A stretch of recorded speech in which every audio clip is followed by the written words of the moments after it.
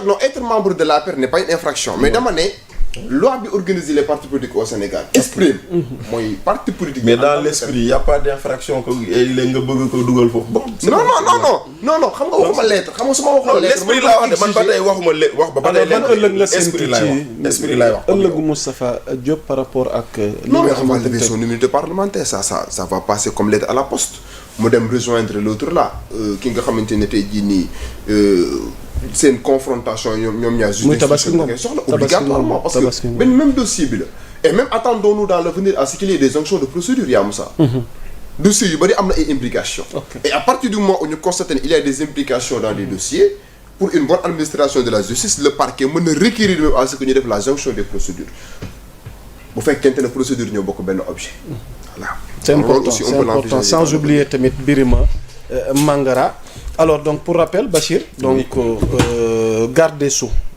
maanaam le juge financier a écrit au garde des Sceaux par l'intermédiaire du procureur financier qui a transmis la demande au procureur général pour exprimer sa volonté d'entendre le député Moustapha Diop. À cet effet, il a sollicité la levée de son immunité parlementaire. La balle est désormais dans le camp du garde des Sceaux qui peut ou non saisir l'Assemblée. Non, amul qui peut, qui doit.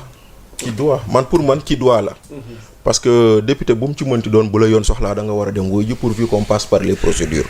Voilà man loolu laa gëm maintenant nag après ça remet au goût du jour lu ma doon wax une fois fii il nous faut légiférer parce que pour man il y a quand même des choses sur lesquelles on devrait statuer et en voyant le président de l'Assemblée nationale El Malick parler de révision du règlement intérieur moi je souhaite voir dans le règlement intérieur une disposition sur la levée de l'immunité parlementaire qui fige dans le marbre les dossiers à apporter xam nga tey jii nii on a levé l'immunité parlementaire de Farba Ngom sur la base de simples lettres amul dossier amul dara et quand les gens ont amené ces lettres là à l'Assemblée on a vu les députés dire faisons confiance à la justice alors que antérieurement il y a 2 ans ci ginnaaw jéem nañ lever l'immunité parlementaire nit ñu ne lu tax indiwuñu dossier kon dañoo war a def de sorte à ce que ñu am lu ñuy figer sur le marbre ñu ne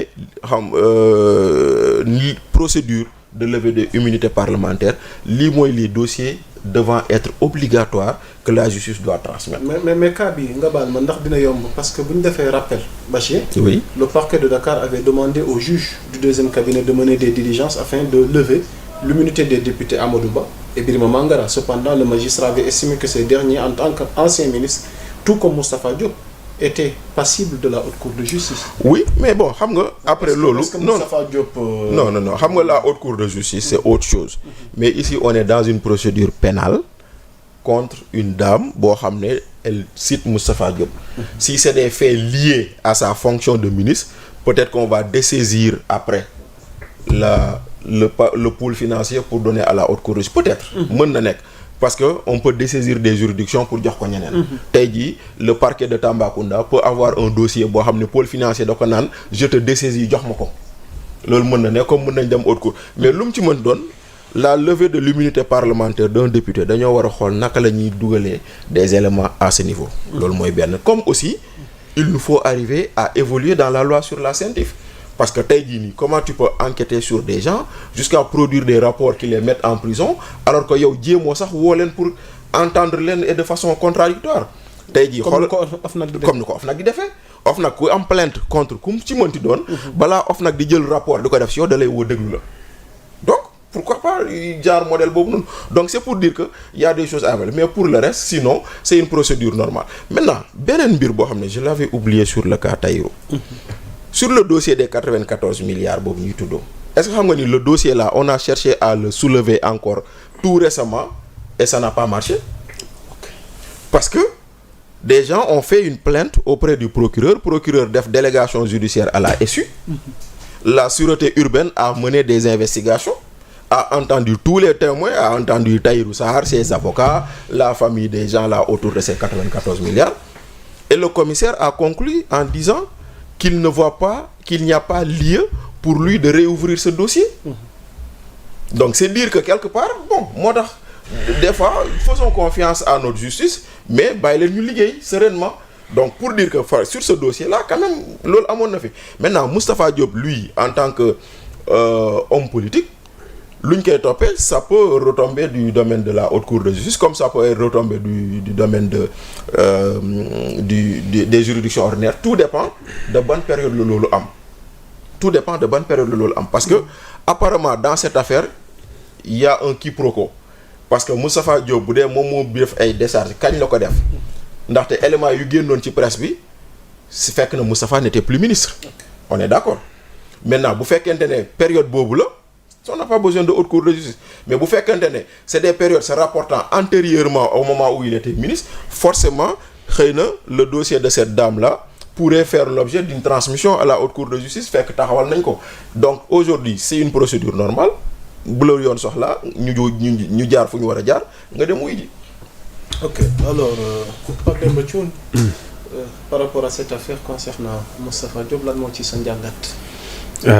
lu simple sëñ bi lu ma ciy wax du bëri parce que tout simplement xam nga da ngeen di contextualiser da ngeen di wax si affaire bi jarul sa si c'est après que Moustapha n'est plus ministre. Ah ok bon man je voulais programme parce que xaw ma ci lu bëri. C'est ça c'est après qu'il n'est plus ministre parce que les faits bi nga xamante moo war a coow législative bi novembre 2024 il n'était plus donc ministre. voilà ça n'a novembre 2024 maintenant il y a un gros problème et si cela est une vérité c'est un scandale parce que la décharge elle est problématique.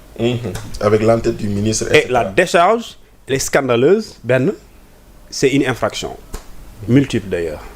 Pourquoi dama lay liiral moo tax ma ne si elle est vraie scandale là sur ce papier bi hein on vous dit la date du 29 novembre 2024 à cette date cachet bi nekk fii waa jooju nekkatu loolu amul qualité boobu su dee feuille bi dëgg la waaw mais ñoo ko signé le nom du ministère aussi n'est pas le même mais ça c'est de l'usurpation sëñ bi depuis avril 2024 aucun membre du gouvernement sous Macky Sall n'a été ministre jusqu'à aujourd'hui.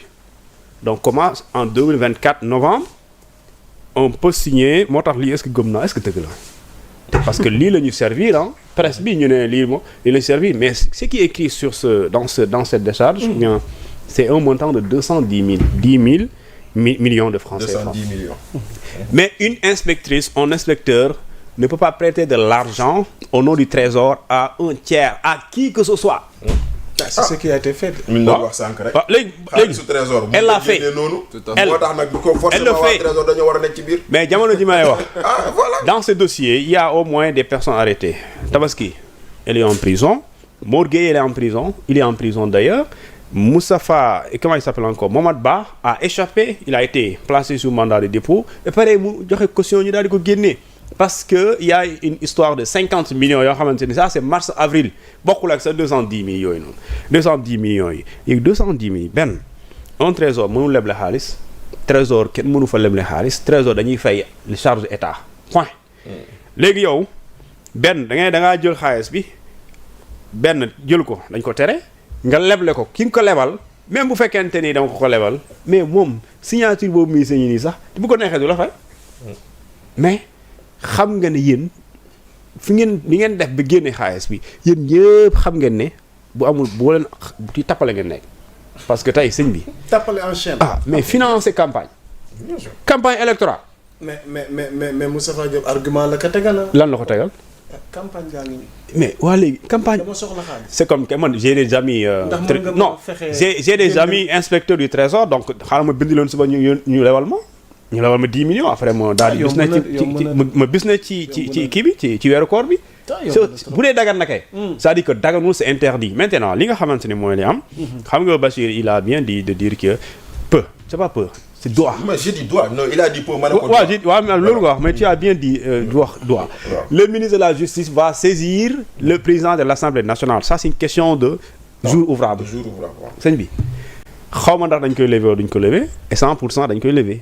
Maintenant on va voir comment des Sénégalais ñu am fit di daal di def loolu nga xamante ni bu dee date bi baax na bu dee décharge bi baax na la décharge est problématique parce que on dit ministre cachet bi ñu def ko on cachet ministre kooku lu tax ñu ko fay def au nom de quoi Maintenant on va voir cette histoire loolu waruñu jaaxal ce n'est qu'une partie visible de l'iceberg bon li nga xamante ni suñu administration est capable de faire du n'importe quoi et ces gens-là il faut quand même les sanctionner parce que ëpp na lu toll ci 700 millions de francs CFA nga daal di ko jëlee ci trésor jël ay 210 millions di ko lebal ay nit où est le reste ne serait-ce que yow même boo ko génnee dugal ko sa kër rek loolu rek infraction la c'est-à-dire que génnee ko dugal ko sa kër def ko ci sa armoire laaloo ci 100 francs waroo ko génnee parce que amul l'aspect légal rien ne le justifie absolument rien. Comment est-ce qu'on en est arrivé à un tel niveau où le trésor di dugg ci mbir yi mais trésor du nit trésor ay nit ñoo fa ne nit yooyu danoo am ay xarit politiciens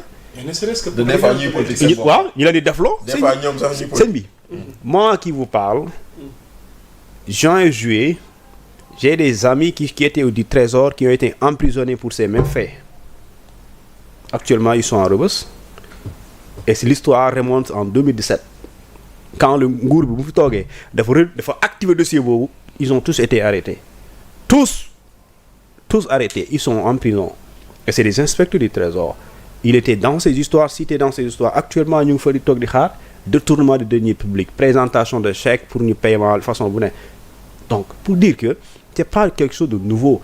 Ils ont eu audace de le faire parce qu'il y avait pas la rigueur au sein de la justice. Au dossier de 2017, nous sommes en 2024. C'est pas on l'active. Hein?